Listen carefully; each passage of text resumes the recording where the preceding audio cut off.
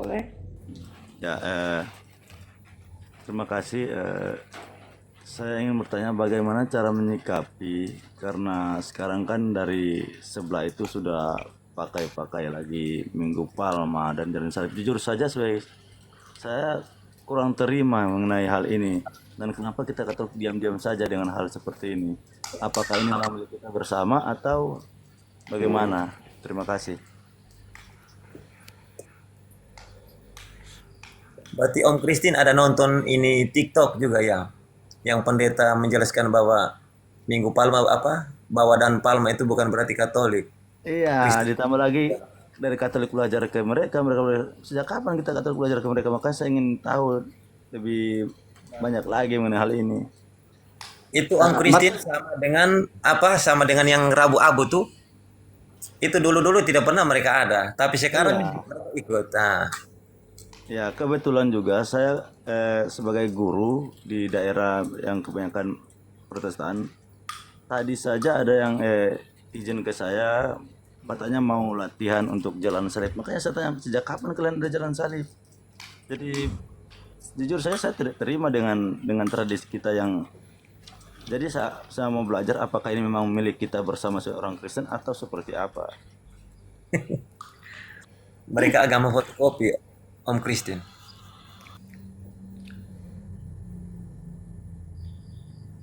Ya, maksudnya bagaimana cara kita menyikapi apa kita terima-terima saja atau bagaimana? Memang sih Ya sebenarnya kalau kurang kalau menurut saya. saya paman Kristen ini kita sharing aja ya. Sepanjang mereka mau mengikuti tradisi oke-oke aja, tapi jangan mereka dengan alasan ada maksud-maksud tertentu. Maksudnya mereka mengikuti cara itu akhirnya mereka samakan dengan kita gitu loh paman. Itu nanti terjebak oleh anak-anak cucu kita. Itu yang saya maksud paman. Kalau menurut saya begitu loh paman.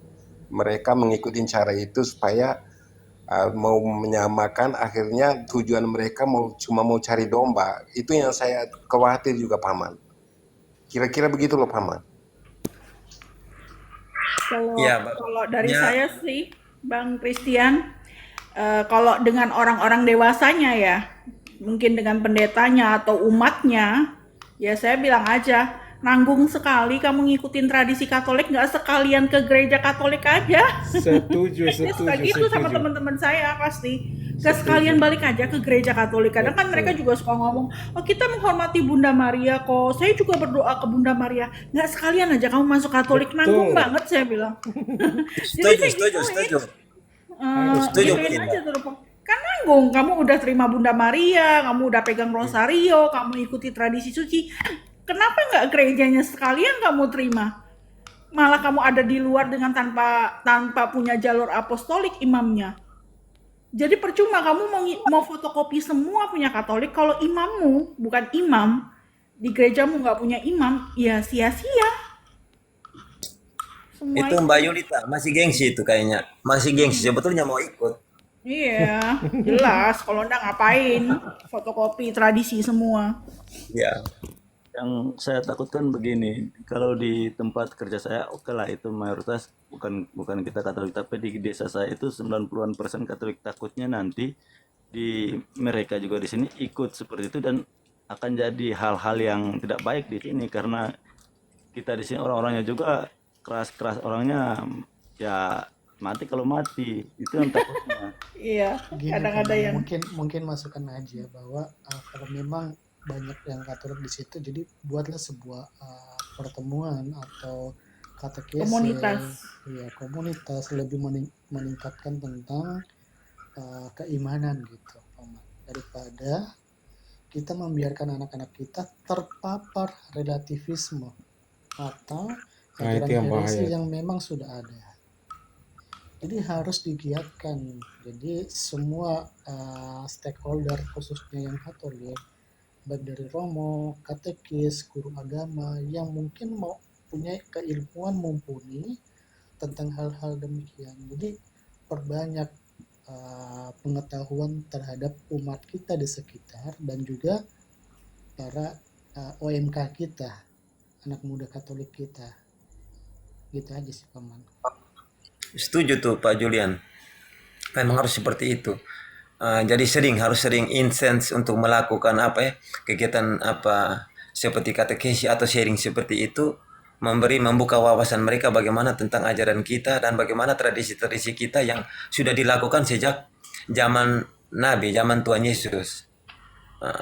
Dan kalau memang itu menyikapi seperti itu, menjelaskan itu, mereka mulai apa mengikuti ajaran kita. Jadi kita harus menunjukkan bahwa kita yang duluan, bukan mereka. Umat Katolik harus belajar sejarahnya. Memang begini sih, narasi sis itu benar, saya dukung tuh. Kalau memang apa masuk aja sekalian Katolik. Kenapa mereka maksud narasi saya tadi kan mereka begitu loh. Itu trik mereka sih. Masa kayak nggak tahu sih, paham sis? Itu yang saya takut, saya takutkan gitu loh sis. Oke, maaf tadi. Tadi bagaimana? Tentang praktek tradisi kita yang dibawa oleh mereka ya? Iya, Iya. ada kekhawatiran. cara Pak. kita menyikapi. Iya, ingat itu bahwa ada kekhawatiran bahwa yang namanya relativisme, ada kekhawatiran di sini nanti dengan satu pernyataan sama saja di sana di sini juga sama saja. Jadi Betul, Romo. yang kekhawatiran kedua adalah mereka sendiri sedang membantai mereka punya sola scriptura. Ketika mereka menolak tradisi, tidak pakai lagi tradisi magisterium otoritas, lalu sekarang mereka sementara pakai. Itu namanya kontradiksi doktrinal, kontradiksi di dalam kehidupan nyata, kontradiksi di dalam mentalitas bagaimana berpikir dan cara hidup. Tapi ingat Katolik yang ada di sini, yang sama, yang mirip itu tidak, yang mirip, semua yang mirip itu tidak berarti sama. Semua yang mirip itu tidak berarti sama. Santo Paulus sudah mengatakan Galatia 1 ayat 6. Hati-hati Katolik yang ada di sini. Hati-hati Katolik yang ada di sini. Semoga kita jangan jatuh dalam relativisme. Itu bukan Injil yang lain, melainkan memanipulasi Injil sesuai dengan kepentingan mereka. Marcel, Galatia 1 ayat 6. Aku heran bahwa kamu begitu lekas berbalik daripada Dia yang oleh kasih karunia Kristus telah memanggil kamu dan mengikuti suatu Injil lain yang sebenarnya bukan Injil. Ya, garis bawahi Marcel. Ya. Yang sebenarnya Bukan Pak Injil. Antoni, yang sebenarnya bukan Injil. Ingat, garis bawahi. Yang sebenarnya bukan Injil lain, melainkan Hanya ada orang yang mengacaukan kamu dan yang bermaksud untuk memutarbalikkan Injil Kristus. apa yang dia putar balikan di sini, bahwa Katolik belajar dari Protestan. Protestan lahir tahun berapa? Melawan Alfred, itu pendeta itu dari Julian pendeta Ya, itu dari denominasi apa? yang videonya aku kirim di grup kayak kemarin Romo. Aku juga nggak tahu Romo, langsung tiba-tiba muncul di history aku. GPKB apa? Baru lahir tahun 1400, GPIB 1900. kalau nggak salah Romo. GPIB apa?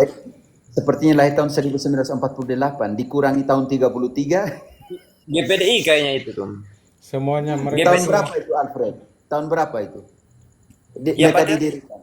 Mereka didirikan tahun berapa itu? GPIB. 2024.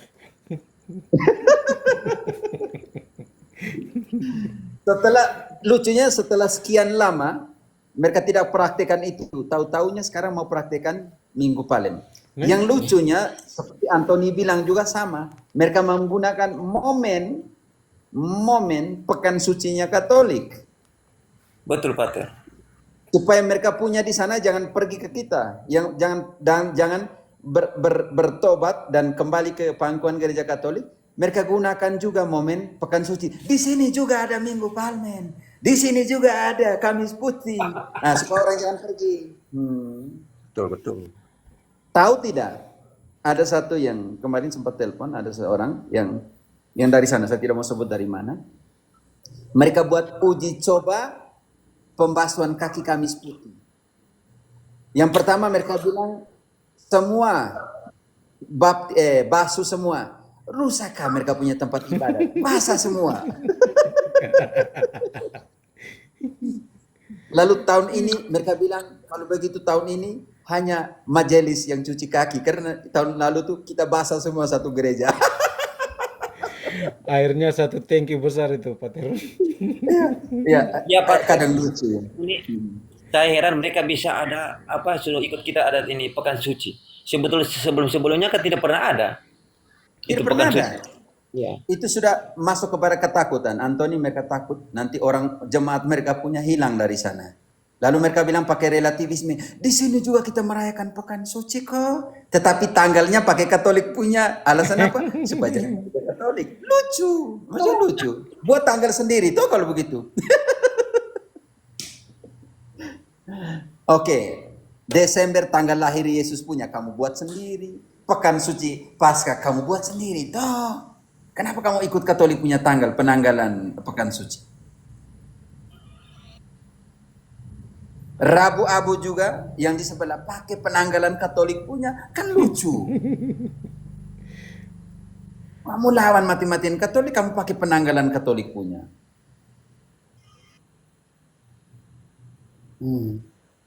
Lama-lama mereka menggunakan kalender liturgi kita juga, Pater.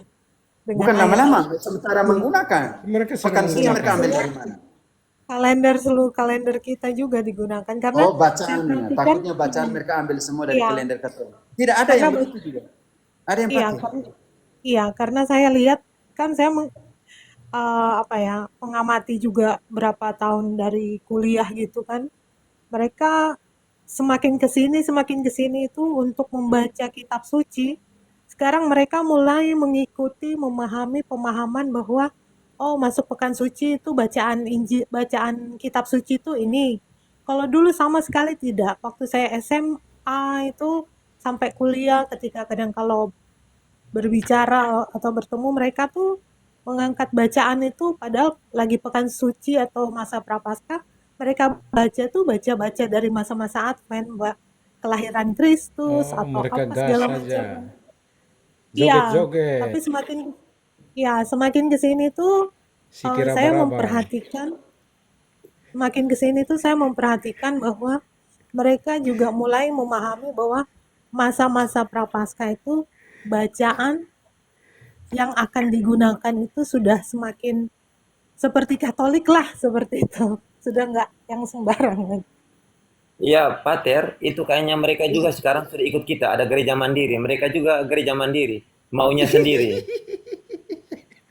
Jadi maunya mereka bagaimana ya, suka-sukanya mereka seperti itu. Ya, ini panggilan untuk Katolik Pak Antoni, walaupun kita emosi mereka pakai itu, tapi kan kita tidak bisa masuk ke dalam proses mereka punya ya. Nanti bilang, inilah kebebasan beragama, apa diatur oleh hukum dan semuanya itu. Hanya saya mau katakan begini untuk Katolik. Hati-hati dengan Katolik relatif. Bilang, sama saja toh. Sama saja. Jangan. Katolik itu tidak sama. Katolik itu beda. Karena dia beda, dia tidak penting banyaknya orang. Dia penting adalah kualitas hidup. Katolik tidak pernah cari orang untuk masuk Katolik. Ingat itu. Karena Katolik akan menggenapi apa yang dikatakan Yesus. Dan tiap-tiap hari Allah menambahkan jumlah orang dalam gereja dengan orang-orang yang diselamatkan. Katolik tidak perlu cari. Tuhan sendiri yang utus. Ingat, 2023 penambahan 16.400.000 lebih. Dan 2024 ada penambahan 13.800.000 lebih. Tidak perlu pergi cari. Kita hanya mengajarkan, kita hanya mengevangelisasi dengan cara hidup kita, orang datang. Dan ingat, saudariku yang terkasih, ingat itu. Hati-hati dengan Katolik relatif. Karena Katolik relatif bilang, orang yang sudah ada yang mau datang atau tidak urusan kalian, jangan. Kalian harus membawakan yang benar supaya orang lain juga tahu yang benar itu seperti apa. supaya mereka tahu yang benar seperti apa. Dan ketika mereka tahu yang benar, mereka masuk ke tempat yang benar, mengalami apa itu kebenaran, dan kebenaran itu membebaskan mereka. Karena itu Katolik, jangan tinggal diam lagi. Omong tentang Tuhan Allah, omong tentang Yesus, omong tentang kitab suci, omong tentang Bunda Maria kepada mereka yang menanyakan itu. Tetapi hati-hati, tidak bisa omong apa yang kamu tidak pelajari. Ini jadi soalnya.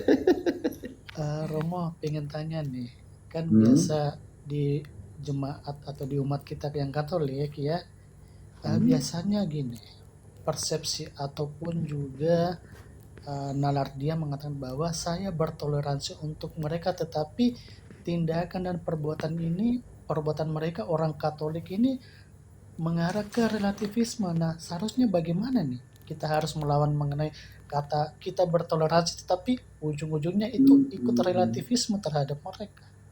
Karena Hati-hati kebanyakan ya, dengan poin di dalam Katekismus 821 omong tentang kriteria ekumenis. Poin kuat di dalam kriteria ekumenis itu yang dinamakan ekumenis kemanusiaan dan ekumenis rohani. Ekumenis rohani artinya berjuang berpartisipasi dalam doa bersama. Dan ekumenis kemanusiaan artinya berpartisipasi dalam perbuatan kemanusiaan. Contohnya ada gempa di sana, ada kemanusiaan yang butuh uluran tangan kemanusiaan. Ingat, ekumenis spiritual tidak berarti kita jatuh ke dalam relativisme. Hati-hati di situ Julian, tentang ekumenis rohani ini. Ekumenis rohani tidak membawamu kepada jurang relatif, meninggalkan imanmu. Semua sama, tidak. Kenapa? Karena perjuangan dari gereja Katolik untuk menggenapi nas yang Yesus mau. Semoga semua orang menjadi satu. Atau di dalam Yohanes 10 ayat 16, ada juga domba-domba yang ada di luar kawanan ini yang saya harus gembalakan supaya mereka mendengarkan suaraku dan menjadi satu kawanan dengan satu gembala. Jangan lupa itu. Oh ya, ada yang tulis oleh Tekno, bagus sekali, Protestan lupa jangan jalan pulang. Ingat, anak yang hilang itu dia tahu pulang dan tahu jalan pulang, makanya dia kembali ke rumahnya Bapa. Sedang kita yang anak sulung ini, anak pertama protes, tidak mau terima dan semuanya. Tapi tidak, Bapak bilang begini, adikmu sudah mati dan hidup kembali. Adikmu sudah hilang dan ditemukan kembali. Makanya posisi Bapak ini penting. Dia tunggu kapan mereka mau pulang. Jual mahal sedikit ya, Bapak ini jual mahal. Ya. Di dalam Kisah 15 ayat 11:32, Bapak yang berbelas kasih itu menanti kapan mereka pulang.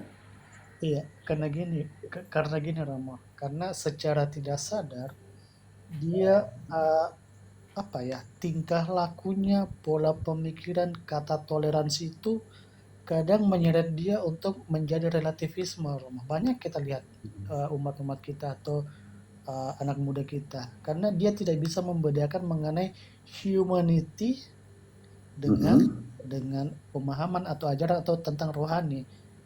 Gitu, bagaimana Romo? Oke, gereja Wahyu, salah satu gereja terakhir namanya Laodikia, minta maaf ya. Laodikia mengalami relativisme dan Yesus keras loh kepada Yohanes untuk menulis itu keras. Marcel, Wahyu 3 ayat 14. Tulislah kepada malaikat dari gereja Laodikia. Dan gereja Laodikia pada saat itu mengalami relativisme. Saya pikir ini sampai sekarang ya. Ini banyak relativisme sekarang. Tolong dibaca dulu.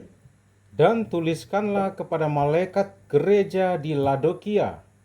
Inilah firman dari Amin, saksi yang setia dan benar, permulaan dari ciptaan Allah. Lanjut. Aku tahu segala pekerjaanmu. Engkau tidak ingin dan tidak panas. Engkau tidak dingin dan tidak panas. Alangkah baiknya jika engkau dingin atau panas. Jadi karena engkau suam-suam kuku dan tidak dingin atau panas, aku akan memuntahkan engkau dari mulutku. Ayat 19. Orang yang Julian, Yesus keras ya. Yesus suruh perintahkan Yohanes tulis kepada Laodikia, gereja yang mengalami relativisme. Itu dari Konsili Vatikan kedua sampai sekarang itu banyak Katolik relativisme. Banyak Katolik relativisme. Itu situasi gereja. Oke, ayat 19. Terhadap mereka yang relatif ini, apa yang dilakukan, apa yang diminta Yesus? Ayat 19. Barang siapa kukasihi, ia kutegur dan kuhajar. Sebab Baca kembali ayat itu. barang siapa kukasihi, ia kutegur dan kuhajar. Baca kembali ayat itu. Barang siapa Yesus kukasihi, masih mengasihi walaupun mereka relativisme, tetapi Yesus mau omong di sini. barang siapa kukasihi, ia kutegur dan kuhajar. Sebab itu relakanlah hatimu dan bertobatlah. Haleluya. Relakan hatimu dan Tobatlah. bertobatlah. Julian, kalau aku mengasihi engkau, akan kutegur dan kuhajar. Kuajar, maksudnya kuajar kembali engkau. Oke? Apa Jeff? Hati-hati dengan relativisme ya teman-teman. Maka ayat 20 itu penting sekali. Akan kupanggil kembali, akan kuketuk pintu rumahmu dan kupanggil kembali. Dan siapa yang mendengarkan suaraku, dia akan membukakannya. Marcel, ayat 20. Lihat, aku berdiri di muka pintu dan mengetuk. Jikalau ada orang yang mendengar suaraku dan membuka pintu, aku akan masuk mendapatkannya, dan aku makan bersama-sama dengan dia, dan ia bersama-sama dengan aku. Situasi gereja di dalam 7 surat 7 gereja ini adalah ensiklopedi kehidupan. Mereka memberitahu kita 16 kali tentang perbuatan baik, 13 kali tentang kesengsaraan dan kesabaran, 8 kali tentang pelayanan dan cinta, pertobatan, pelayanan cinta dan pertobatan, 3 kali memberi kita tentang pentingnya iman. Hanya 3 kali. Oke, 16 kali tentang perbuatan baik dalam seluruh rangkuman dari seluruh situasi 7 gereja pada saat itu dan punya relevannya sampai sekarang. Jadi Julian, bantu teman-teman yang apa namanya itu relevan yang relativisme ini. Yesus sendiri, engkau kukasih, kutegur dan kuhajar. Relakanlah hatimu dan bertobatlah. Iya, terima kasih Romo. Oke, yang lain. Aku turun Romo, siapa tahu Romo Jeff mau Ya, naik. saya tahu ada yang mau naik. Oke. Ya, makasih semuanya. 12 menit lagi ya, teman-teman, 12 menit lagi ya sampai jam Salve. 12. Terima kasih. Selamat malam Romo. Pak Terima Julian. kasih. Salve et maiorem de gloriam. Selamat. Amin. Mungkin yang duka tidak kasih amplop. Opa. Bintang tanya Mau tanya Romo, kenapa Protestan konser di tempat duka?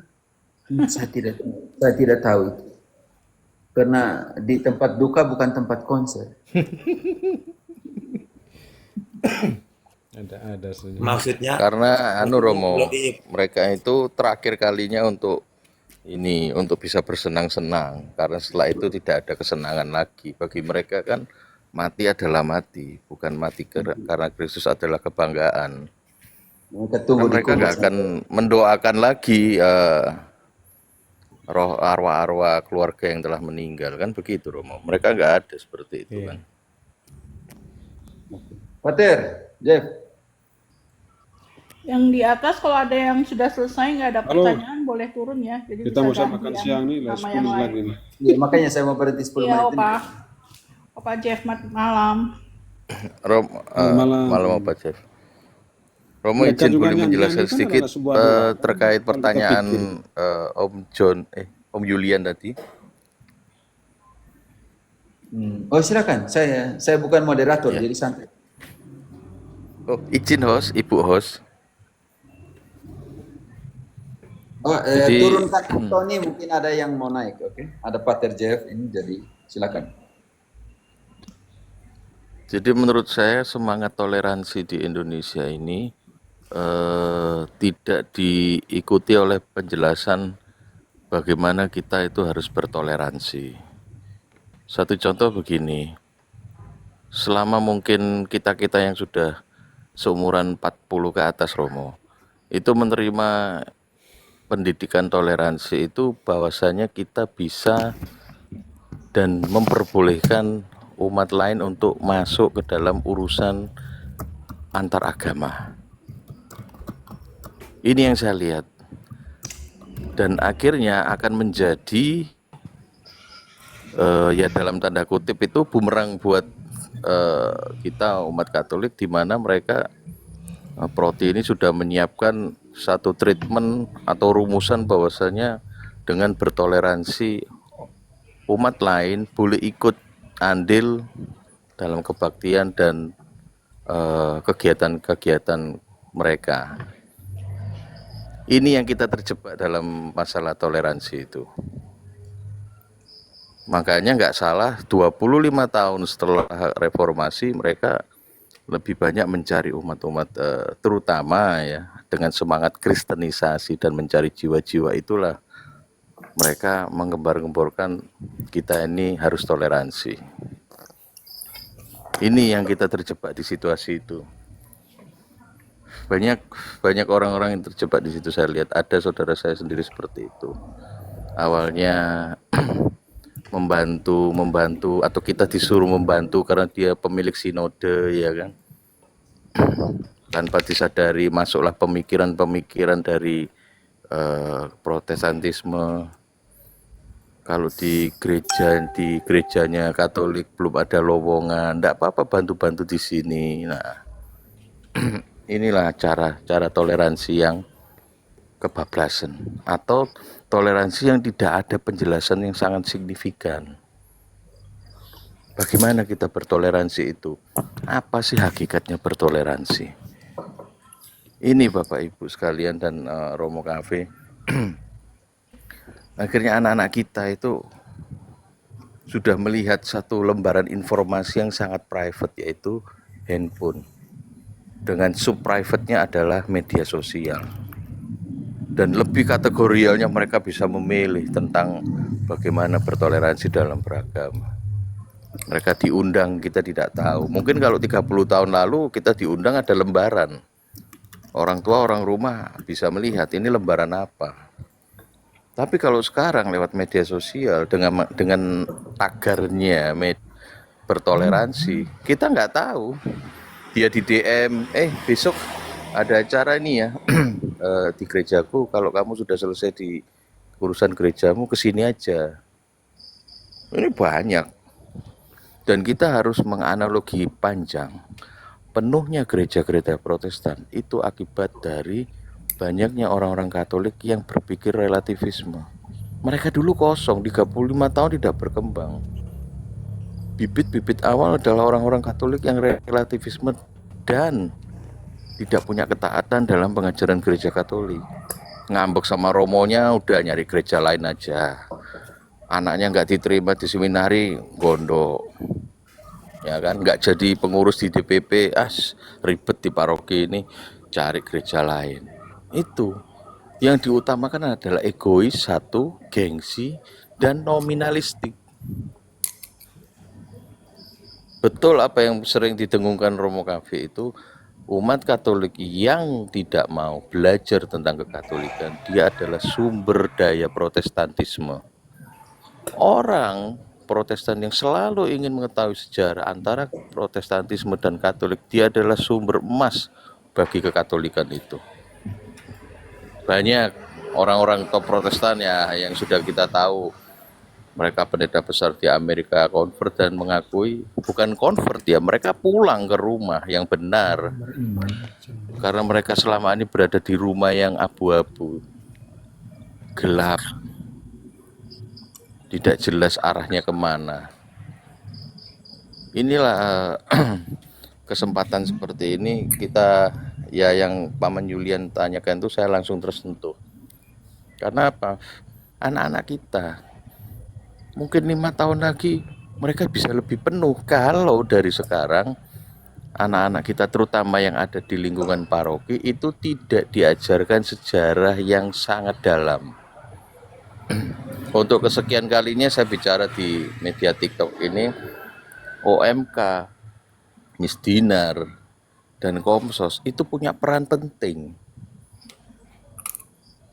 Lalu pengajaran-pengajaran mereka yang saya lihat naik panggung, tepuk-tepuk, hai saudaraku semua, apa kabar? Lah, ini kan sejarahnya mereka mempelajari tentang gereja Katolik itu seperti apa, bukan hanya kegiatan ikut misa, nanti mengisi kegiatan-kegiatan ya yang tidak ada sumber pengetahuannya, hanya pokoknya menampung.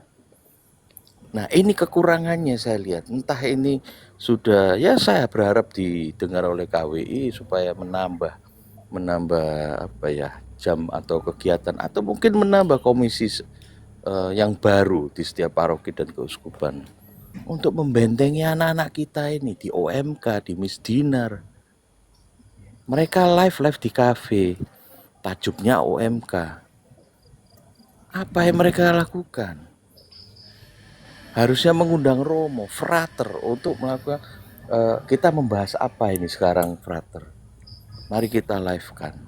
Jadi teman-teman kita di paroki kita bisa tahu. Live di kafe, ngobrol 1 jam hanya hahihi. Tapi tajuknya OMK, paroki, santo atau santa ini. Tapi tidak ada pengajaran yang mereka dapatkan. Inilah begitu ada yang ngetik di bawah di live chat. Salam kakak-kakakku, apa kabar? Kami dari gereja ini, sehat selalu ya. Itu saya amati itu. Dan ini kalau berlangsung tidak usah lama-lama lah, 2 tahun seperti ini. Pasti ada domba-domba yang hilang, dicuri oleh mereka. Karena kita tidak bisa menjaga sangat ketat. Kita hanya menjaganya itu dari jauh, dilihat oh nggak apa-apa, kawanan dombaku nggak apa-apa. Tapi ada yang ditarik kakinya dari bawah, kita nggak kelihatan. Karena kadang-kadang semangat di paroki ini merasa umatku wis akeh. Ini bahayanya Bapak Ibu sekalian. Harusnya komisi-komisi ini diperdalam oleh pengajaran sejarah dan pengajaran skriptura itu. Dan mau mendengarkan orang lain. Siapa Pak Jeff? Sorry. Jadi maaf ya, bukan saya mengkritik secara vulgar ya, tapi sepertinya harus ada koreksi lagi untuk mempertahankan iman umat Katolik. Bukan hanya orangnya, tapi imannya. Kita jangan lengah Bapak Ibu, umatnya kita banyak, penambahan ya saya bagus, profisiat kita penambahan. Tapi kita harus terus menggali itu, supaya yang dikhawatirkan relativisme ini terkikis. Saya salut sama mungkin saudara-saudaraku dari NTT, dari Ambon, itu semangat juangnya sangat tinggi sekali. Tapi bagaimana dengan kita yang di tengah, di barat, antar parokinya jauh. Nanti di antara paroki-paroki ada itu denominasi kecil-kecil. Disapalah kita, halo, shalom, selamat pagi, Tuhan Yesus memberkati, main-main ke sini ya. Jalan dari rumah saya ke paroki Santo Paulus itu nggak jauh. Di situ banyak ruko-ruko nganggur. Dulu ruko-ruko itu gelap. Kalau minggu hanya untuk senam. Sekarang ruko-ruko itu sudah diisi dari 8 sudah diisi oleh 2 denominasi yang berbeda. Betul itu Pak. Banyak ruko-ruko yang dipakai. Dada lah dia. Iya Paman. Sekarang 2 dari 8 terisi 2. Mungkin akhir tahun 2026 sudah terisi semua dengan berbagai denominasi. Apalagi ya ini godaannya, yang cowok ganteng-ganteng, yang cewek cantik-cantik. Nah, denominasi punya cara sendiri untuk menarik ini jadi apa jemaah. Iya, Itulah paman-paman. Jadi denom-denom. tariklah kita dengan sejarah yang real, bukan seperti mereka duniawi yang mereka tampilkan di make up mereka. Nominalistik. Wow, kalau paman tahu, loh kok sekarang kok jarang orang senam ya kalau minggu pagi. Kok rapi-rapi, wih, batiknya bagus, aduh, busananya bagus. Denominasi paman. Saya 5 tahun lalu waktu sebelum COVID meledak itu nggak ada, kosong. Ini ada 1,5 tahun ini saya amati setiap minggu itu. Bahkan ada rekan kerja saya yang sudah tua, dia dari RT 6 convert ke situ, ngajak-ngajak saya lagi. Mas, gerejanya di mana loh? Perasaan orang ini dulu RT 6 kok tahu-tahu tanya ke saya gereja di mana. Ternyata dia itu nawarin ke denominasinya dia di ruko-ruko itu. Begitu saya tahu, dia tahu, oh Katolik tuh, iya. Itu jaraknya mungkin tidak sampai 1 kilo dari ruko denominasi sampean. Saya bilang gitu. Oh ya sudah, kapan-kapan ya kita main-main. Perasaan tiap hari ketemu kok tahu-tahu kapan-kapan main-main. Inilah ada hal yang unik yang kita harus tiru apa? Boneknya mereka. Mungkin kalau nggak tahu arti bonek, bondo nekat. Kita harus bisa begitu juga ke mereka. Ikut-ikut OMK yuk ke parokiku, gitu loh. Semangat ekumenis itu bukan kita keluar, tapi mereka yang di luar yang masuk ke kita. Bukan kita ngikuti undangan mereka. Oh bisa berakhir jam berapa ya Bu Yulita? Ya jam 10-an lah, nanti jam 1 ke tempat saya. Wih B2-nya enak loh, free. Hah? Iya kak, mereka duniawinya yang ditampilkan dulu. Karena Bu Yulita kalau pergi pakai Fortuner. Coba Bu Yulita kalau pergi naik Grab, paling dikasih kacang goreng. Itu real paman-paman, real, sangat real. Menyangkut tradisi suci. Sebelum tradisi suci banyak diplagiat oleh mereka sekarang ini. 38 tahun yang lalu, yang namanya Denom Besar di Surabaya Betani, mau KKR itu posternya dipasang di depan paroki saya. Bannernya kuning, tulisannya merah. Jadi kayak apa ya? Kayak ini kertasnya kalau di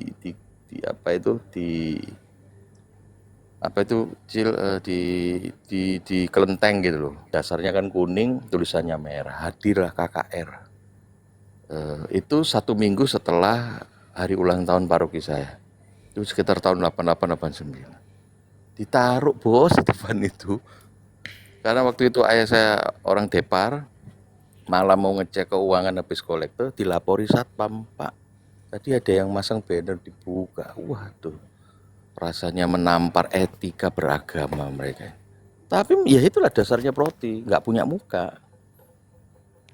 Dan kenapa kok mereka bisa lolos seperti itu? Ternyata pengurus di proti adalah orang-orang yang masih bergereja di paroki tersebut. Sadis kan? Sadis paman-paman sekalian. Demi apa? Demi nominalistik. Orang-orang yang waktu itu sudah merelativismekan dirinya, orang-orang yang punya duit, orang-orang kaya terkenal pada zaman itu. Bahkan ada yang dokter gigi terkenal dulu, rumahnya di depan paroki. Dulu kalau acara parkir depan rumah ke paroki saya penuh boleh. Setelah dia convert ke Denom Besar itu enggak boleh. Dipasang garis, kasih pelang, dilarang parkir. Segitunya paman-paman. Sadisnya protestantisme itu. Iya, jadi Ini bukan kalau aku bilang denom-denom itu nyasarnya ke anak muda. Memang benar menyasar anak-anak muda dengan memberikan fasilitas yang sesuai dengan jiwa muda. Mereka lebih hingar-bingar, lebih lebih rame, lebih jingkrak-jingkrak, ya kan? Tapi anak muda kita nggak ngerti apa arti penyembahan dan apa itu cuma nyanyi-nyanyi doang gitu loh. Jadi anak muda itu harus diberi pengertian supaya nggak jadi relativisme, benar seperti Romo bilang bahwa harus ngerti bahwa Kenapa di gereja Katolik itu sangat memegang Ekaristi? Karena itulah penyembahan, bukan ajang pentas seni seperti yang Romo Lomba Argo bilang. ben-benan. Iya, seperti pentas seni yang Romo Argo bilang. Jadi mereka memang benar-benar nyasar anak muda dan memberikan selera anak muda. Jadi memang banyak anak muda yang tergiur kan dengan hal-hal seperti itu, dan mereka juga memberikan kepraktisan. Ayo, di sana betapa praktisnya kalau kita mau baptis. Apapun yang kita mau di sana bisa didapat dengan instan. Mau menikah dengan cepat bisa, mau baptis dengan cepat bisa. Pokoknya no ribet-ribet. Nah, itu kan sesuai dengan keinginan anak-anak muda ya, gitu loh. Sama aja Yesusnya, malah lebih gampang di sini gitu loh. Tapi banyak yang nggak tahu itu salah gitu loh. Itu nggak benar. Jadi itu yang harus diajarkan orang-orang dewasa kepada anak-anak muda sih. Kalau aku bilang itu penting banget. Tadi Romo apa aja Ya, itu mungkin saya punya pemikiran seperti ini. Mungkinkah KWI menambah satu komisi berapologit? Karena apa? Rata-rata SEP dan CAP itu diminati, mohon maaf ya, kita yang sudah 45 ke atas atau sudah sepuh. Nah, bagaimana ini tadi ada juga yang menyemangati? yang berkata bahwa benar lansia aja sama mereka disediakan bus antar jemput. Wah, memang servis mereka tuh luar biasa memuaskan. Lihat lansianya, bos. Kalau lansianya rumahnya di gang, dinaikkan angkot yang sudah mobil itu. Enggak. Gitu. Jadi mereka memang ada sediakan bus di beberapa pucuk ya, misalnya di beberapa kota. Di satu kota ada 2-3 bus yang disediakan, misalnya di tempat-tempat strategis. Pertama, tujuan mereka adalah guide masa dulu sebanyak-banyaknya, Bang. Mereka nggak pilih-pilih. Kalau mereka masih kecil, sikat semua habis banyak. Jadi kelihatannya, wow, ini gereja lagi berkembang ya, lagi bertumbuh ya. Wih, banyak loh yang masuk sini. Nah, itu akan mengikuti yang lain. Kemudian baru diadakan penyortiran, gitu biasanya seperti Ya, itu. setelah itu kan disortir kan Iya, umatnya. mana yang lebih mampu berduit itu akan jauh lebih dapat privilege di sana, seperti itu. Kan gerejanya gerejanya membutuhkan apa ya? Istilah hidupnya dari perpuluhan. Iya, betul. Pasti. Paman Karena gereja-gereja yang terpecah-pecah itu mereka nggak punya hierarki, mereka tidak punya administrasi yang bagus seperti Katolik. Itu pasti kocar-kacir kalau harus nyari dana sekuat tenaga, karena mereka berdiri di kaki sendiri. Kalau kita kan satu kesatuan besar sedunia, jadi saling support, saling membantu antar Katolik lain dengan Katolik lain, itu pasti ada gitu loh. Jadi kita jauh lebih kuat karena administrasi kita itu terbaik di dunia. Ini Bang Aje mau nanya atau apa? Baru masuk. Soalnya Romo kan mau istirahat. Halo Bang Aje. Bang Aje. Halo. Halo. Iya, Bang Aje, suaranya kecil. Ada yang mau ditanyakan? Karena kita mau close room. Bukan saya mau tanya, tapi saya dengar. Kecil, suaranya kecil. Kecil, Pak. Suaranya kecil, Pak Haji.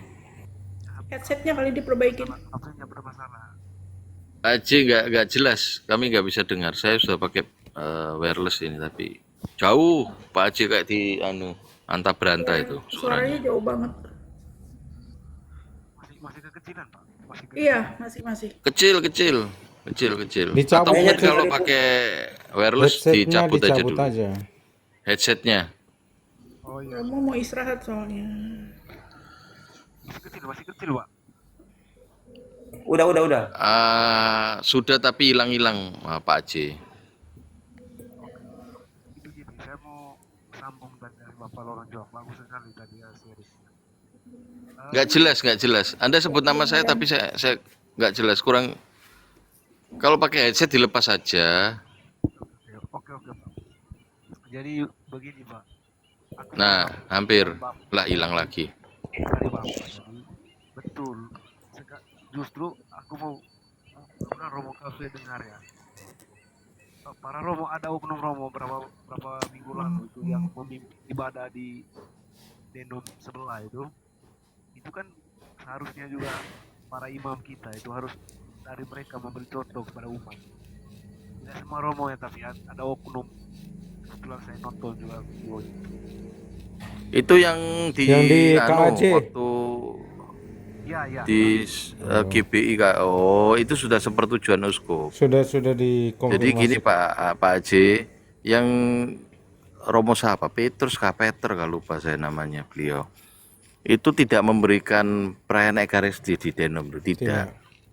Ya, jadi hanya ibadat biasa. Dan di Protestan kan nggak ada penyembahan, nggak ada. Itu kan perayaan Ekaristi, perayaan biasa. Ya, betul. Dan jelas Romo tersebut sudah sepertujuan uskup apa yang harus dan tidak dilakukan. Begitu Pak Haji. Saya pahami itu Pak. Maksudnya gini. Oke lah, kita ngomong di akar rumput. Yang tadi lewat basa-basi, salam apa segala macam. Ya, kita yang di akar rumput juga sebagai umat timbullah pemikiran relativisme itu kan. Tidak apa-apa, hanya membantu, sekedar membantu kan. Nah, yang saya mau katakan begini. Kalau memang supaya tidak ada relativisme itu, sekalipun diundang, apalagi sebagai imam ya, sebagai panutan bagi siapa sih kita umat ini yang tidak taat sama imam kita, pasti taat. Tapi kalau memang dari imam seperti itu, saya pikir kita di akar rumput jangan salah juga. Kalau misalnya diajak teman, ayo bantu yuk, kalau selesai di gereja bukan seperti itu dari ceritanya kan. Nah, itu yang saya mau Begini Pak KJ, ya saya paham maksud Paman. Ketika kejadian itu di bulan Maret atau Februari ya, saya lupa itu. Februari kayaknya itu. Iya, yang di wilayah Jakarta. Romo tersebut tidak melakukan sakramen Ekaristi. Itu yang pertama. Tidak ada yang beliau lakukan di situ. Dan memang ada semangat ekumenis ya. Ya, semoga mereka paham jalan kebenaran dan hidup yang sesungguhnya seperti apa. Karena apa? Tindakan Romo yang Paman maksud itu sudah sepertujuan Keuskupan Jakarta, Keuskupan Agung Jakarta. Tidak mungkin beliau jalan sendiri. Nah, mengenai di akar rumput, itu nantinya pasti akan kembali ke paroki masing-masing yang menjelaskan, ketua lingkungan. Dan itu di wilayah Jakarta informasi itu sudah santer, cepat sekali. Dan memang awalnya waktu itu ada yang bingung, loh Romo kok ada, waktu itu kita live sama Romo siapa ya, lupa ya host. Kok ada yang mempersembahkan di Denom tersebut. Nah, kita belum tahu belum tahu duduk permasalahannya, apakah itu gosip atau apa. Nah, ternyata kita dapat penjelasan dari teman-teman di KAC, oh ya. Dan itu sudah dibahas sama Romo Cafe juga. Ini pembahasan masalah ekumenis dan relativisme kan sudah yang kesekian ratus kali di Komal TikTok ini dan berganti-ganti host. Jadi duluan ya. Yang oh iya Paman Alfred, terima kasih Salvati ya. Jadi selamat malam, terima kasih atas kehadirannya. Jadi yang saya tekankan dari tadi itu harus ada program khusus dengan banyaknya anak muda di setiap paroki dan keuskupan itu, bukan sekedar say hello, update di akun resmi OMK ini, akun resmi Misdinar ini, paroki ini. Enggak cuma sekedar itu. Harusnya ada pengajaran yang keluar yang bisa dilihat oleh non-Katolik dan umat Katolik sendiri. Kalau selama ini saya update berapa komsos dan beberapa Misdinar di banyak Indonesia. Mereka hanya menjadi sarana penerangan humas.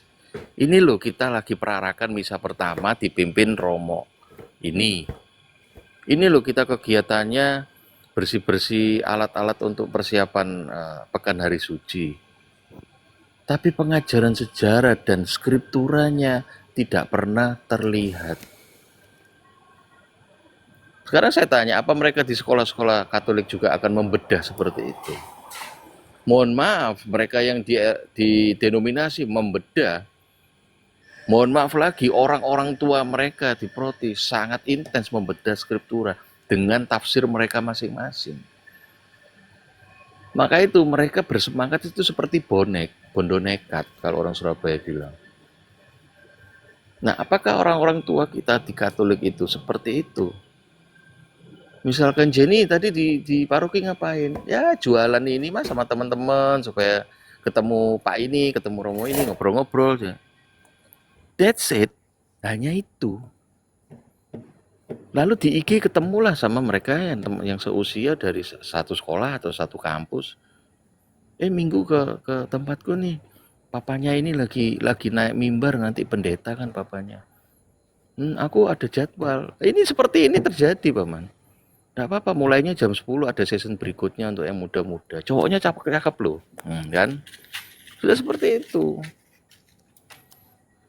Mereka orang tuanya bonek jelasin menafsirkan sambil makan siang, sambil nyetir di mobil. Nah, kita yang di paroki ini loh, di seluruh Indonesia, apa programnya? Oh ada, kita ada SEP dan CAP. Iya, SEP dan CAP itu keuskupan. Nah ini ada satu keuskupan, ada berapa paroki, ada berapa anak muda. Lalu di sekolah-sekolah Katolik berapa jam pelajaran agama Katolik, apalagi membedah skriptura. Jangan bilang, wah itu kalau membedah itu kan nanti kalau di seminari. Iya kalau masuk seminari, kalau enggak akhirnya di kantor-kantor, di instansi pemerintah, di instansi TNI Polri, lebih banyak denominasinya daripada Katoliknya. Kita dikalahi terus. Kalau kebaktian, persekutuan doa, didatangkan pendeta mulu. Kapan manggil Romo? Kapan manggil Romo untuk doa rosari atau suster lah atau bruder? Tidak ada. Apalagi kalau perusahaan swasta itu punyanya Proti, sudah kalau kita itu. Disitulah timbul relativisme. Nggak apa-apa Paulus, sama aja kok. Ntar lu di sana berdoa, di sini berdoa, hikmatnya sama, berkat Tuhan sama, udah begitu. Romo, Betul nggak bapak-bapak ibu sekalian? Iya. Romo kafe Romo kemana? mau istirahat atau gimana mau? Romo mau makan siang.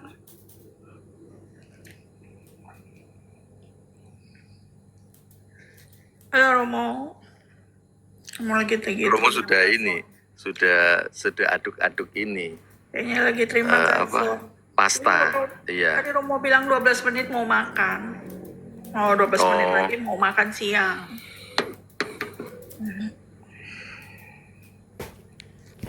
Jadi Sepertinya Bapak Ibu yang di live chat bawah, Ya Romo. ya Romo, ya brother. Ya Romo. Romo mau istirahat makan siang atau kalau gimana istirahat ya mau? udah, mungkin Gak kita tahu cukup makanya. aja Tadi dulu kan Kak. Romo bilang mau 12 menit lagi mau makan siang. Romo. Romo kafe. Romo belum Masih berkat nih makan Romo. mungkin host. Gak tahu nih, iya kali.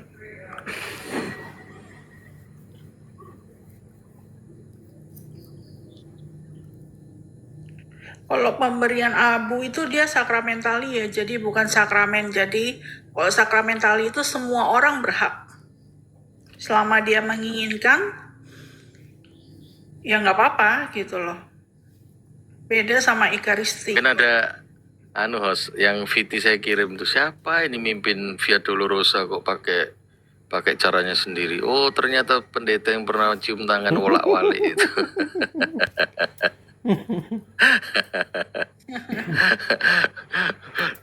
Mestinya salibnya gedean dong, diameternya 1 meter gitu. Masa salib kusen pintu dipakai?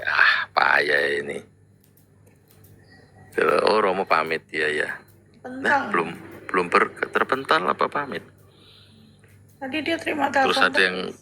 ada yang di VT Minggu Palem itu bukan milik Katolik yang belajar dengan kita.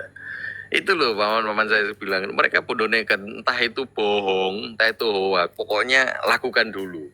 Untuk apa? Mempertahankan perpuluhan, bos. Ini kalau mereka nggak punya inovasi, waduh, gawat ini. Terancam. Kalau mereka nggak terancam perpuluhannya, itu loh mereka itu bodoh nekatnya itu loh yang luar biasa memalukan maksudnya. Tapi itu betul-betul terkutuk betul. Pelintir ayat, comot ayat, hilangkan ayat. Ngeri.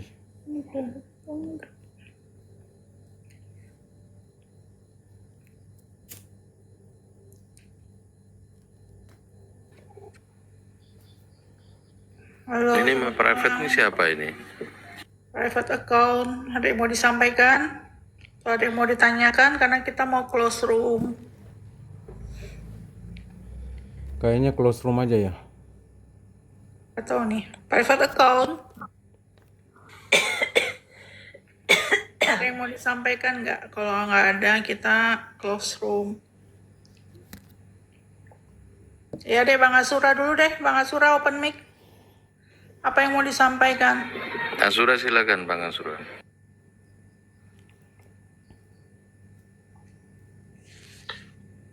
Bang Asura, ayo open mic.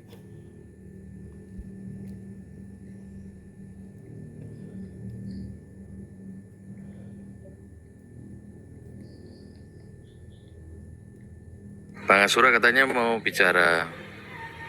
Atau close aja, Os, karena kelihatannya udah dini hari kan. Oh, iya. Beda teman-temannya aku close ya, karena yang diajak ngomong Iya, juga. Kita doa dulu. berkadalam. Doa dulu ya. Sebentar. Mic-nya itu kamu yang open. Kok kita yang open? Ini orang biasa nge-live apa enggak sih, Bang Azura ini? Ya gitu. Pak Azura kalau mau ngomong, Pak Azura yang open mic-nya, bukan kita. Iya ya. Apa yang mau disampaikan? Ini awal katanya saya hanya mau bilang memang syukur ada TikTok ini. Syukur ada TikTok. Dari dulu saya masih kecil, dari tahun 90-an itu 94 95. Saya juga rumah dekat dengan gereja Protestan dan hampir juga saya terpengaruh. Syukur karena saya orang THSTM, putra putri altar juga, makanya masih kuat. Tapi saya sudah berkeliling juga karena teman-teman saya kan lebih banyak orang-orang Protestan dan berbagai macam gereja saya sudah ikuti. Tapi makanya saya bilang hanya orang Katolik yang anak muda Katolik yang lemah iman dan ya lebih hobi hura-hura, mungkin mereka bisa terpengaruh. Dan tadi juga ada dibilang di tiap-tiap instansi kita kerja ke sekolah itu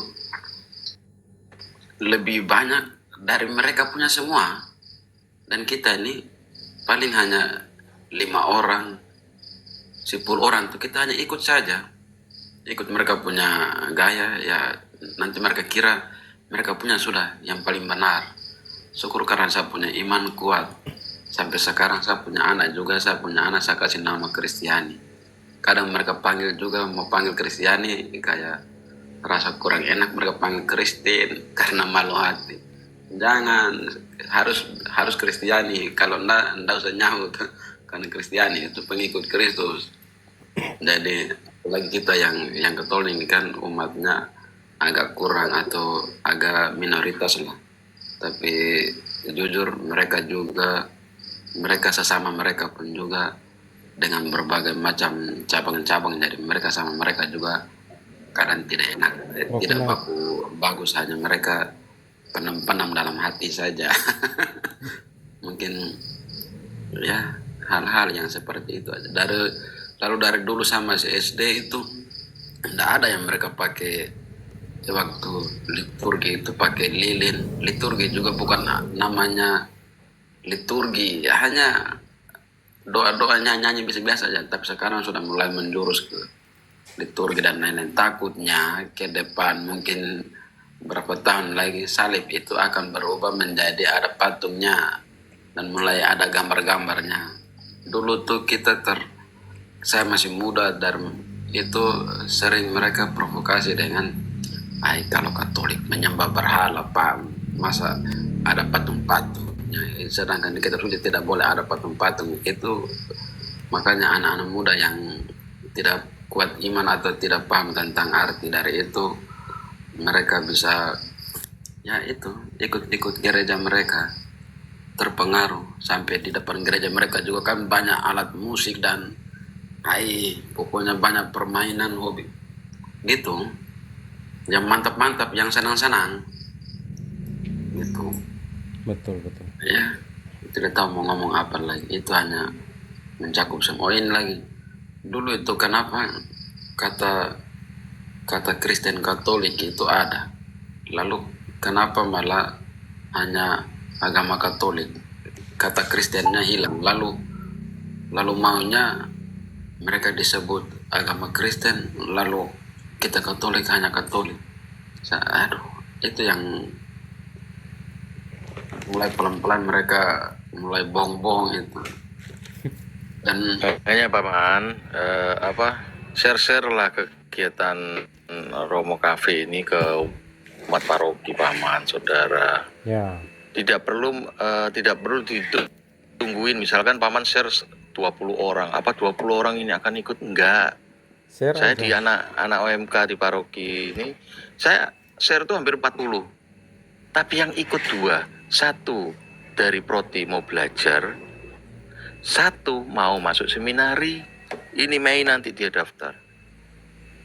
Hanya 2, tapi saya bersyukur. Saya nggak perlu banyak-banyak.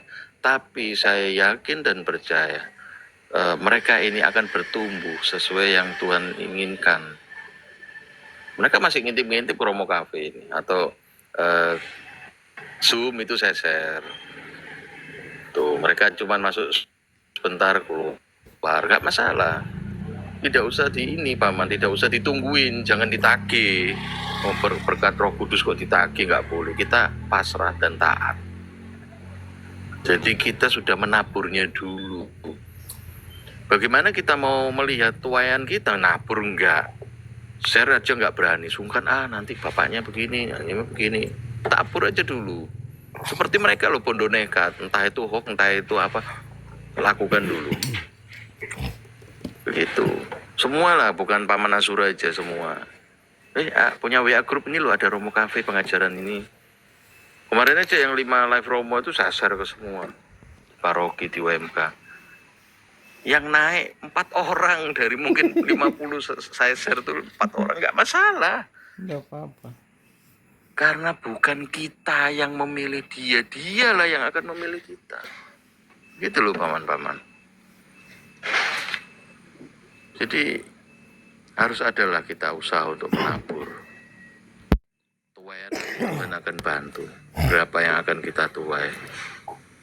Kalau kita menarget ya kita sama dengan ini marketing duniawi dong. Ya, sama dengan ya mereka. Lah, itulah. Iya betul. Gitu. Bos gimana ini sudah mau 12:30? Apa masih mau lanjut? Iya. Romo mau naik sebentar nggak? Habis itu Yulita turunin. Kan mau ditutup. Sabar sedikit lagi ini. Kebanyakan itu yang anak-anak sekami kita itu karena mau cari uang atau mau dapat hadiah sedikit itu mereka targetkan di anak-anak SD ke bawah. Lewat itu ada yang namanya PPA itu. Mungkin ada yang tahu.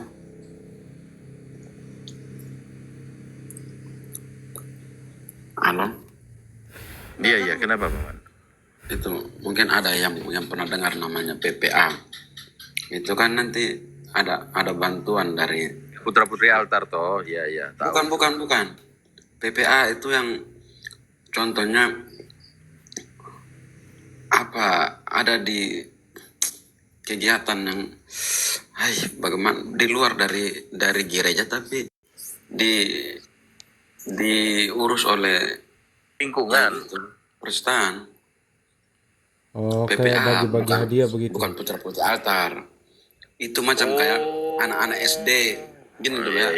Iya, paham, Kelas paham. 6 ke atau SMP, nanti kalau mereka ikut itu PPA itu, nanti akan dapat baju seragam, akan dapat uang bulanan, ada begitu-begitu. Ada dapat pengajaran, ya belajar tulis-tulis, baca-baca gitu nanti. Gitu itu. Yang jadi leadernya umat Proti. Yang jadi leadernya Proti di PPA Wah, itu. jangan dong, jangan kasih anaknya dong. Dari denom apa itu? Tidak tahu, kayaknya menurut saya tuh lebih cenderung ke bagian Pentekostal gitu. Mereka happy Ellen G. White itu.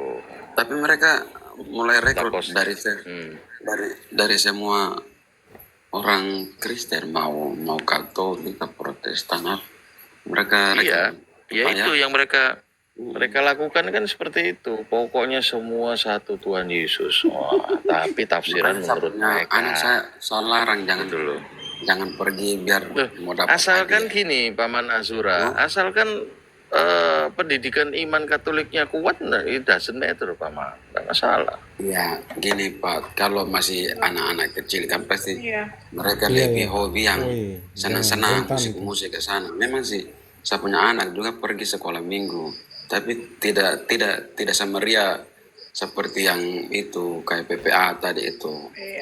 Iya, Paman. Mereka itu akan membuat lebih duniawinya. Contoh, jas harus mahal supaya orang tertarik sama pendetanya. Mereka pemikiran kantor dan marketing duniawi disamakan juga di gereja harus seperti itu. Di denominasinya mereka seperti itu. Iya, betul. Betul. Ini tadi Paman host ya, saya baru terima kabar. Keponakan saya nyebrang ke denom besar itu, saya baru terima kabar jam 9 tadi. Ya ampun. Dia sekarang mau pulang, Mas, karena sudah sakit-sakitan. Loh, katanya jadi ini di sekolah di sana, nggak tahu aku. Dan dia sudah pulang, udah di rumahnya, sakit ya. Oh, baru sadar, perlu sama paroki, perlu sama gereja Katolik. Nggak ikut Baru doa nanti jam penyembuhan. 9 waktu Indonesia Barat ya. Tuh. Kan ada doa penyembuhan, Pak. Ya, saya belum kontak dia lagi karena udah berapa tahun ndak komunikasi semenjak dia nyebrang ke sana. Dulu. Saya dulu sudah pernah bilang waktu dia diajak naik angkot itu, angkot yang bulukan itu, kalau orang Samarinda bilang. Suatu baptisanmu, sakramen krismamu, sakramen ekarismu tidak pernah hilang. Itu dia lagi jalan, saya suruh minggir itu angkotnya. Satu waktu kamu pasti pulang. Tapi jujur aja begini.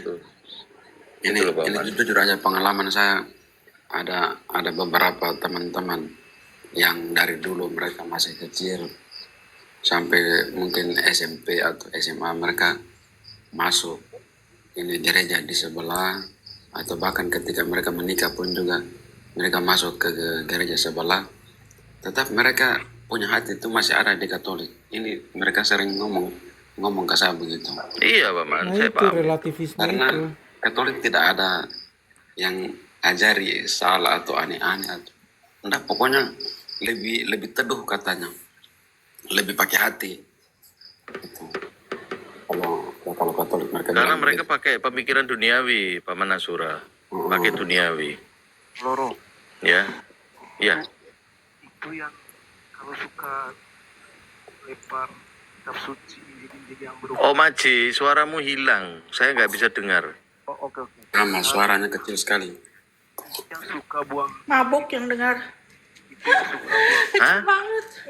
kitab suci mini itu yang buang di depan rumah-rumah itu udah denom apa sih sebenarnya? Saksi Yehova itu. Yehova. Saksi Yehova. Itu lebih bahaya. Jadi itu. saksi Yehova itu pernah membagikan kecil-kecil ya yang biru-biru itu di Betul, biru. 2016 2017 itu saya pegang anak-anak masih SMP. Saya bawa ke posko pengamanan. Memang belum ada aduan dari masyarakat umum ya. Tapi mereka harus suruh pulang. Mereka bukan hanya membagikan ini ya, kitab suci yang biru itu. Gambar hati kudus Bunda Maria dan hati kudus Yesus mereka bagi-bagikan ke masyarakat.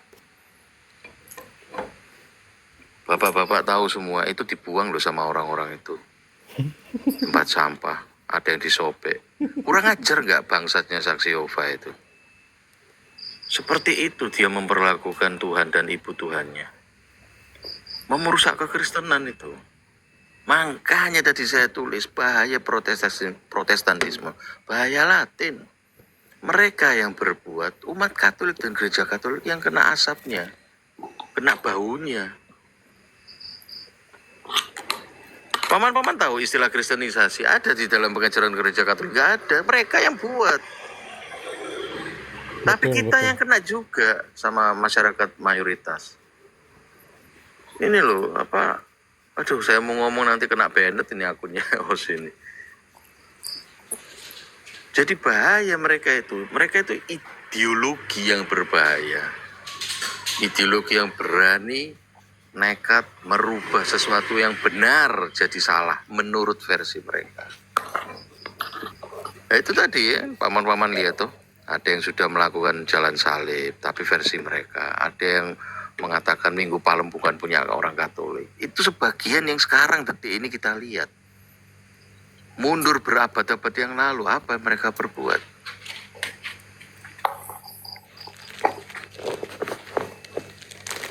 Dan bahayanya ada orang Katolik yang relativisme.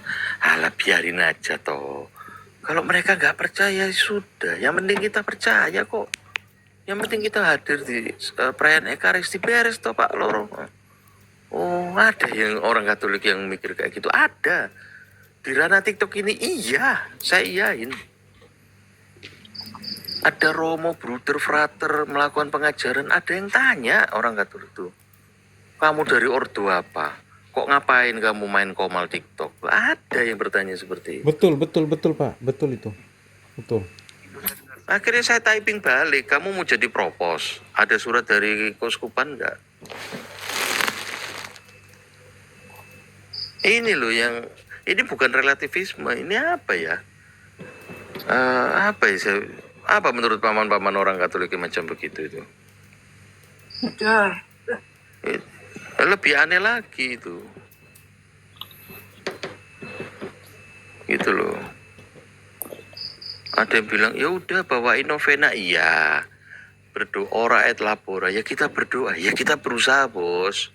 Masa ya diem aja tanpa ada NATO dong, no action talk only. Betul. Gimana sih? Tuhan Yesus saja untuk menebus harus mati di kayu salib kok. Kita ngomong doang nggak ada ininya. Wow. Ya salah bos. Untung nggak ada banyak para rasul. Ada para rasul kita dibisui sama mereka. Iya tuh kawan-kawan. Kita itu novena aja, kita toleransi, nggak usah ribut-ribut. Tuh kita nggak ngajak ribut, kita meluruskan yang keliru. Kenapa yang bonek diterima, yang hoax diterima, yang benar ditolak? Ini kan satu pemikiran yang aneh kan bagi orang-orang Katolik seperti itu. Benar nggak? Mereka bukan relativisme, mereka ya Sis Lisa. Boleh nggak ini, apa ada kejadian tahun di Facebook tuh sempat heboh, mungkin sekitar tahun berapa ya, saya agak lupa, tentang ini waktu sebenarnya antara NU dan Muhammadiyah ya, ketika Muhammadiyah NU itu lebih gimana gitu, terus kemudian tiba-tiba kita dalam kalangan Katolik itu justru bertindak tuh seperti kayak gaya-gayaannya NU gitu loh, bahwa maksudnya apa ya, ada nggak sih pernah kita di framing seolah-olah kita seperti NU, orang Katolik itu gitu tak? Itu kan Sampai gambar-gambar Tuhan Yesus tuh kan dibuat juga orang Katolik yang buat loh. Dan itu sungguh-sungguh memalukan banget gitu. Sampai Romo Tuan Kopong kalau nggak salah beri statement juga. Terus waktu itu Romo Ino kalau nggak salah sebelum Monsinyur ya, itu juga sempat Oh iya sempat iya, betul bicara betul. gitu. Itu kan lucu banget waktu Di kejadian atas itu. 2007 lah, karena Facebook kan muncul di tahun-tahun itu.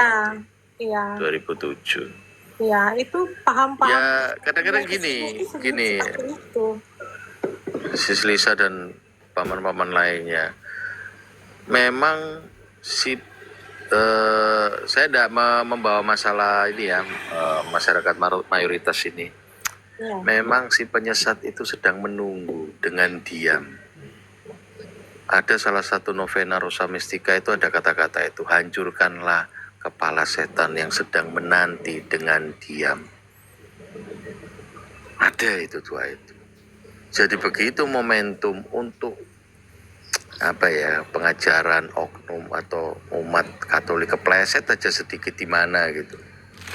Romo mungkin kepleset tentang apalah, tentang ini. Udah langsung mereka itu seperti habis minum ini ya, sel yang turbo itu cepet sekali. Langsung diolah di ini, apalagi zaman sekarang sih Lisa. 18 tahun yang lalu aja udah cepet, apalagi 2025. Tapi kita bersyukur sekarang kita bisa gabung di komal-komal TikTok ini. Saya bersyukur bahkan Monsinyur KAJ sudah turun ke IG, ke YouTube. Banyak klerus yang turun, banyak bruder, frater, dan suster selalu memimpin novena di TikTok. Kita harus nampak lah orang Katolik, jangan diem aja, tapi dengan arah dan tujuan sesuai gereja Katolik gitu loh. Iya betul. Jangan berpikir sendiri-sendiri. Ya, Om Aji, aku tuh mau denger dirimu itu ya apa jauh kayak di Kutub Utara sana itu. Kecil betul, Abang. Makanya pihak sebelah sekarang, apapun yang dilakukan Katolik yang menyangkut tradisi dari Apapun yang dilakukan, tidak dengar lagi. jadi mereka sekarang kan ikut-ikutan sudah mulai ikut tradisi Katolik. Jadi mereka mengimbang karena virus kita, suster baik bruder maupun frater sudah turun gunung kan. Mereka panik, mau. Iya, itu yang tadi saya sampaikan tuh Om Aji. Mereka aja semangat bondo nekat. Entah itu betul, entah itu enggak, atau banyak enggak betulnya. Mereka yang penting lakukan dulu. Apa yang mereka pertahankan? Perpuluhan, bos. Mereka sudah berpikir dari tahun kemarin, wih, orang Katoliknya gencar-gencar ini. Apa yang harus kita lakukan? Terus apa yang harus kita sampaikan ke umat kita? Salah satunya yang masalah Palma nanti itu, yang sudah Bapak Ibu lihat kan. Malah orang Katolik yang belajar kepada Protestan, saya bilang, bisa aja nih pendeta kalau nunggu perpuluhan ini. Itu sudah kelunding, jatuhnya itu satu Alphard itu, tapi Alphard bekas. Bahkan sampai terang-terangan Gitu. loh. Disuruh ditunggu. Iya, makanya kan saya Udah bilang ya. sampai saya Bang mengucapkan Loro, itu aku mau bonek. close room Oh dulu iya, ya. Teman-teman Ya. aku close Ya, room sudah ya, jam udah jam 2 2 ini. soalnya. Di Oke, makasih sama ya Romo Rida. Cafe, makasih ya. Makasih. Udah Salve. Salve Salve, semua. selamat malam. Bye. Selamat juga.